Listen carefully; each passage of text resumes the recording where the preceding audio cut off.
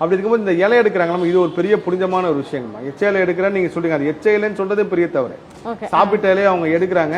எப்போ நீங்க உங்களை தாழ்த்திக்கிறீங்களோ அப்ப இயற்கை உங்களை உயர்த்தும். இந்த இயற்கையில புரியாத புதிர்ன்னு சொல்லி என்னன்னாங்கம்மா, இவரு ராஜேஷ் சார் சொல்லிட்டே இருப்பாரு, பிரபஞ்சம் புரியாத புதிர், புரிஞ்சுக்க முடியாதுன்ட்டு. ஒரு பக்கம் போதும் என்ற மனமே புன் செய்யும் மருந்துன்னு சொன்னதும் இந்த இயற்கை தான். இன்னொரு பக்கம் என்ன சொல்லுவாங்கன்னா, மேனிஃபெஸ்டேஷன் இயற்கையிட்ட நீங்க கேட்டே இருக்கணும், இயற்கை கொடுக்க, இதுவும் சொன்னது இயற்கை தான்.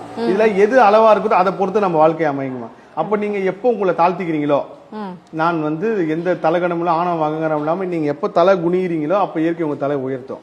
அதனால யாராவது நீங்க நல்லா பாருங்க, ஒருத்தர் செருப்பால அடிச்சு ஒருத்தர் அவமானப்படுத்திட்டாங்க அப்படின்னா, அந்த செருப்பால அடி வாங்கின அடுத்த கட்டத்துக்கு போயிருப்பான். இந்த செருப்பால அடிச்சவங்களோட பரம்பரையா இருக்கட்டும் இல்ல அவங்க வாரிசா இருக்கட்டும் ரொம்ப டவுன் ஆகி ரொம்ப மோசமாகி எந்த தலகணத்துல திமுறில் அடிச்சாங்களோ அந்த தலகணம் திமுறை எல்லாமே குறையிற அளவுக்கு இயற்கை கொண்டு ஒரு பாடத்தை கற்றுக் கொடுத்துருக்கோம். ஸோ அவங்க இதுக்காக குழந்தை பொறிச்சான்னு கிடையாது. நான் குழந்தை இல்லாதவங்களுக்காக நான் இந்த கர்மாரிசத்துல கண்ட பெரிய உண்மை என்னன்னா, IVF ட்ரீட்மெண்ட் எல்லாத்துக்கும் போய் பல லட்சம் ரூபாய் செலவு பண்றாங்க, இலவு பண்றாங்க. அந்த காசுல நீங்க பண்ணுங்க, அது ஆனா அதுல ஒரு பகுதியாவோ இல்ல ஏதாவது ஒரு தர்மம் பண்ணுங்க.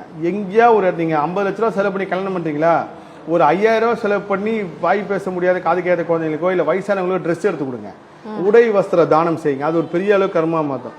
பிரம்மாண்டமா கல்யாணம் மட்டும் நல்லதுதான், அது அவங்கவுங்க விருப்பம். ஆனால் அதே மாதிரி ஒருத்தர் சூப்பரா பண்ணாருங்கம்மா, ஒரு பெரிய நான் அவர்கிட்ட அனுமதி கேட்டிருக்கேன், இந்த மாதிரி இந்த விஷயத்தை பதிவு பண்ணு சார். இல்லை சார், இது கூட வெளியே தெரிய வேண்டாம்னாரு. அவர் என்ன பண்ணாருன்னா, அவங்களோட குடும்பத்துக்கு ஒரு பெரிய நிகழ்ச்சி பண்றாரு. அவங்க குடும்பத்தை கூப்பிட்டு என்ன விருந்து கொடுத்தாரோ அதே விருந்து ஆதரவற்றோர் கிட்டத்தட்ட ஒரு 200 பள்ளி 200 ஆதரவற்றோர் இல்லவங்களை தேர்ந்தெடுத்து அதே உணவு அவங்களுக்கு கொடுத்தாரு. அது எப்படி கொடுத்தாரு, அவங்களுக்கு போய் கொடுக்கல, இதே மாதிரி கல்யாணம் ஒரு செட்டப் போட்டு அந்த கேட்டரிங்கை வர வச்சு அந்த மாதிரி அவங்க எல்லாருக்கும் வரவேற்று கொடுத்தாரு. நீங்க கல்யாணத்துல சாப்பாடு போற கான்செப்ட் என்னங்கம்மா, 1000 பேர் சாப்பிட்றாங்க அப்படின்னா அதுல யாராரும் ஒரு ஆத்மா யோகி ஆத்மாவா இருக்கும், ஒரு புனிதமான ஆத்மாவா இருக்கும்.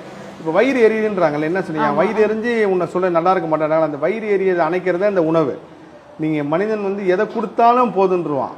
நல்லா கேட்டுங்க, எதை கொடுத்தாலும் எனக்கு போதும், சாப்பாடு கொடுத்தாலும் சரி, எது கொடுத்தாலும் சரி. ஆனால் பசி வந்ததுக்கு அப்புறம் அவனால எதுவும் கண்ட்ரோலே பண்ண முடியாது. சாப்பிடணும் அந்த நீங்க அந்த மனசையும் வயிறையும் குளிர் வைக்கிறப்போ கண்டிப்பா இயற்கை உங்க வாழ்க்கையை குளிர் வைக்கும். ஸோ இதுக்கு பின்னாடி நிறைய விஷயம் இருக்குங்கம்மா. சுருக்கமா சொல்ல போனா, நீங்க குழந்தை இல்லை அப்படின்னா ஓகே எனக்கு இல்லை அப்படின்னு மனசுல நினைச்சிங்க. இல்லை குழந்தைக்கு முயற்சி பண்றீங்க அப்படின்னா, ட்ரீட்மெண்ட் போறீங்க, அங்கே போறீங்கன்னா நீங்க ஒரு 4-5 பேருக்கு தர்மம் பண்ணுங்க. யாராவது ஒரு வாழ்க்கையை மாற்றுறதுக்கு காரணமா இருங்க. ஃபீஸ் கட்ட முடியாத குழந்தைங்களுக்கு ஃபீஸ் கட்டி படிக்க வைங்க. அடுத்த கட்டத்தை உங்களுக்கு கொண்டு போறன்றப்போ கண்டிப்பா இயற்கை உங்க வாழ்க்கை விதி எவ்வளவு மோசமா இருந்தாலும் அதை மாற்றி திருத்தி கொடுக்குங்கம்மா.